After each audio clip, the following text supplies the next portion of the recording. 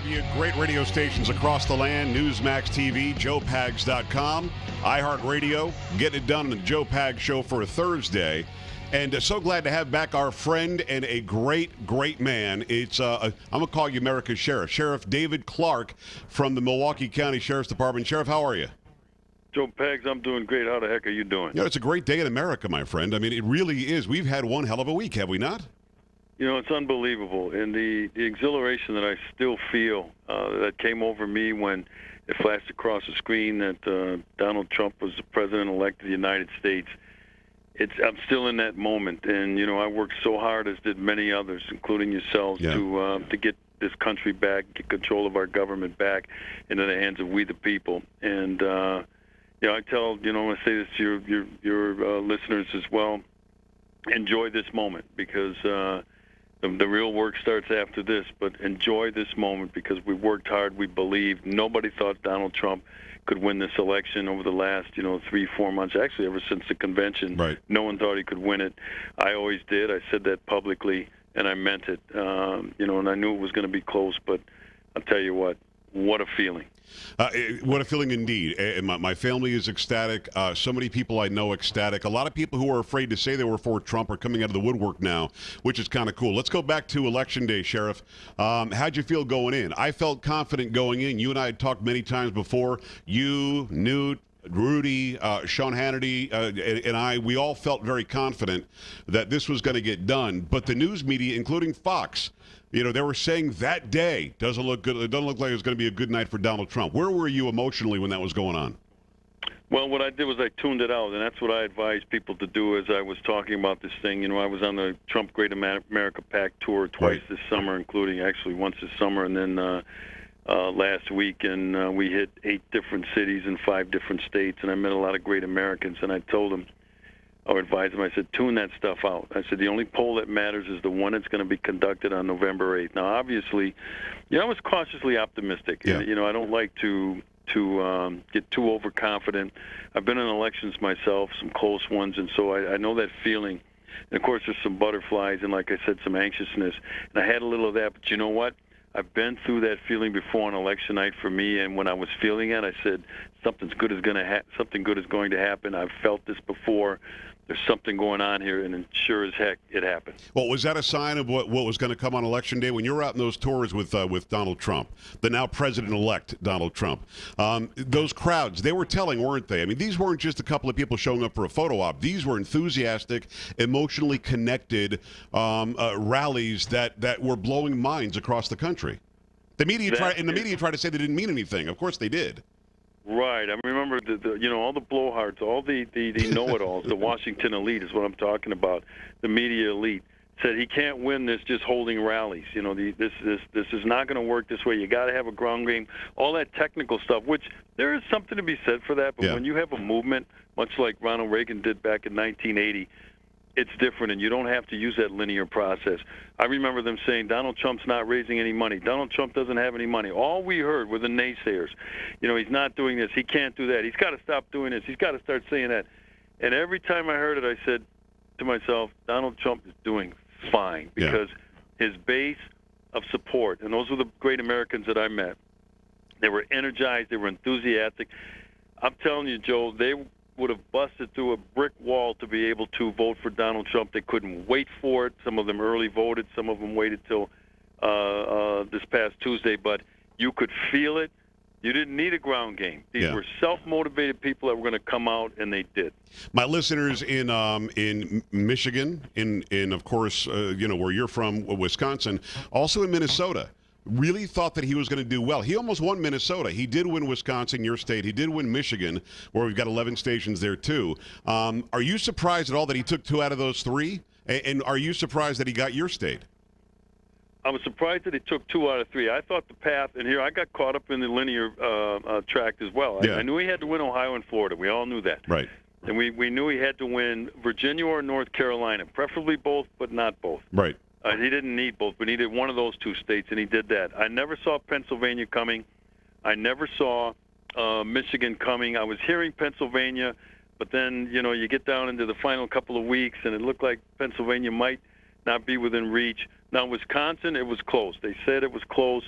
although the polls here, and one of the pollsters is a reliable one, the Marquette University poll, Yeah. they had a 5-point gap a couple days before the election. So For Trump? The polls were all off. Yeah.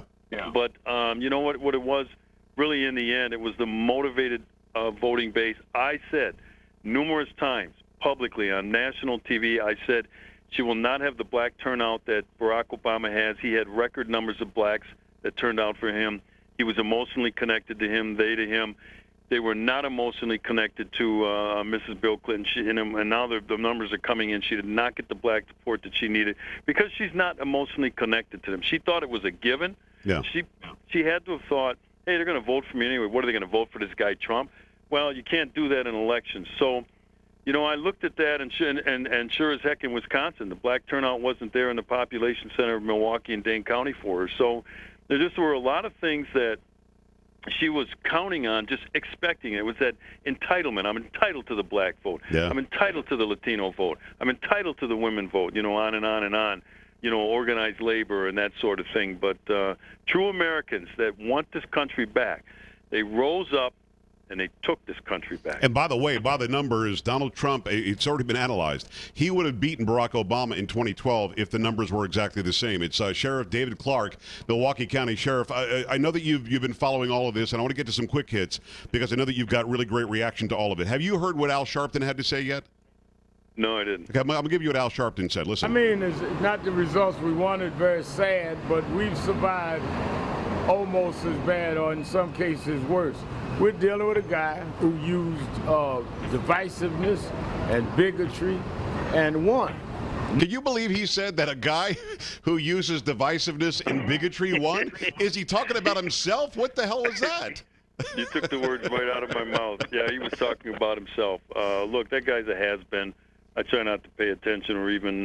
Yeah, but Obama keeps inviting him to the White House like he's going to help civil rights or race relations. It's weird. Sure, that was part of the divisiveness that's been created in this country. You know, we're a divided country right now, but a lot of it had to do, I'm not going to blame it all, but a lot of it had to do with the politics that Barack Obama plays. He plays class warfare. He plays race politics. He plays gender politics. And he creates that division. It's the divide and conquer. It's right out of Saul Alinsky. He's a disciple of Saul Alinsky. And so he, as much as anybody else, has played a huge role in dividing this country. And I said that the next president of the United States, my advice would be in the first, as soon as they're sworn in, to deliver a Gettysburg-type address to try to make this nation come back together and heal. It's going to take some time, but Barack Obama was the architect of this division. It's Milwaukee County Sheriff David Clarke. Sheriff, you're smarter than I am, and you and I have talked about this. Of course you are. So you probably know, why are they rioting in Oakland, California, for God's sakes? Please help me understand why they're burning down businesses. I don't get it. Yeah, you can't make sense out of it, but this is intimidation. These are anarchists. I call this group for what it was 2 years ago. It was the Occupy movement. Then it became Black Lives Matter. These are anarchists. They do not support the rule of law. We had a lawfully conducted election. That's what we do in democracies, right? The people get to go and cast a vote. Somebody's going to win, somebody's going to lose. But when Barack Obama won in 2008 and when Barack Obama won in 2012, I was disappointed, as were a lot of people. We didn't take to the streets. We didn't riot. We didn't even protest. But this is that anarchist movement who realizes now that their reign of terror is over and that it's our time now, and all this stuff that they've enjoyed over the last 8 years is coming to an end. And so this is more frustration than anything else. We've got pictures on websites of buses that pulled up to Austin, Texas. None of it was organic. None of it was grassroots. It was all paid for, probably by Soros money. And we've heard reports that it's $100 million a year that he's injecting. Sheriff, do you have any idea what his goal is? I mean, they can't really want anarchy because then that's it. Society's over. What's the goal here? Well, he advocates for the overthrow of our lawfully constituted government. So when you say if the government falls, they have nothing, then they'll try to insert their socialist state. You know, he's a globalist. He's one of these one world order type guys. Yeah. And he sees that slipping away as well. The fight is still going to have to be fought on our side. It's not over, but I want our folks and the Trump supporters to enjoy this moment, but get ready to suit up because it's going to be real hard, and Donald Trump is going to need all of our support because some of this, like I said, is an attempt to intimidate the Trump administration. In other words, saying, don't go big and bold because we're going to make life tough for you. And it's also to intimidate the Trump supporters to stay underground, to just whisper to themselves, hey, I voted for Trump, I'm for Trump. No, it is time now to stand up and push back and finally destroy this anarchist movement. Well, we're hearing a lot of idiots on the left and even some people on the right, Sheriff, who are saying, well, he's got to be a unifier now. No, he won. I mean, his message resonated. He said what he wanted to do, and the people voted for him so that he would go and do that. The last thing I want to see him do is shift gears now, right? Oh, exactly. You know, that's what you think of what Barack Obama said when he won in 2008. He said the Republicans want to be in the car. Well, they got to sit in the back seat. And he also gathered the Republicans on Capitol Hill when he first took office, and he said, I won, you guys lost. So that's a Trojan horse, this unity, this, you know, we need to come together. No, to the victor goes the spoils. We're going to get, when I say we, because Donald Trump's going to need our help, but we know what his agenda is going to be. He talked about it for the last, basically the last year. He's going to need our help to push against the Democrats in Congress that remain, that are going to continue to be an obstacle and are going to obstruct everything that he wants to do. So the work still lies ahead, but I'll tell you what, now the levers of power are in our hands, and we get to call the shot. Milwaukee County Sheriff David Clarke, two quick ones. Trump outperformed every indicator, as you said, in the black community and the Hispanic community, among women of all races, gender, ethnicities, and backgrounds. He did better in all these communities that were supposedly, you know, afraid of him or hated him. What does he need to do almost immediately as far as outreach to these communities? Is it that Gettysburg, type address that you mentioned earlier? Right, set the tone, a vision, and he's going to need some early victories. So in that first 100 days, working with the Republicans in Congress, get a couple things. I hear that the repeal and replace of Obamacare is up. Yeah. For the demographics that you talk about, they're seeing these bills come in, these premium costs for Obamacare. So a couple quick wins, early wins that give them the confidence that he's going to do this sort of thing, because he said, make America great again, America. Yeah. And we're all part of that America. So it's going to be fine. Last question, my listeners, my viewers really want to know, and I told them that I'd ask you. Are you expecting a role in the administration? Would you accept a role in the administration if it comes your way?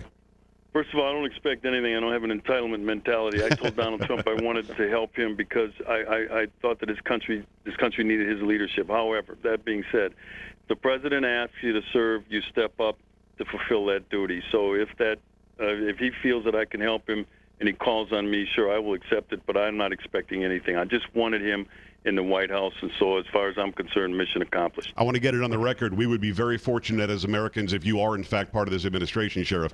We really, really appreciate you, and thank you so much for your friendship and for coming back on. Sheriff David Clarke from Milwaukee County, Wisconsin. Thank you, my friend. My pleasure. Be well. All right, we'll talk soon. There you go. Carrie told you I was going to ask him, and I asked him, and it sounds to me like he's ready to serve if asked. Sounds like it to me, too. All right, quick break here. 1-800-383-9624. Coming right back.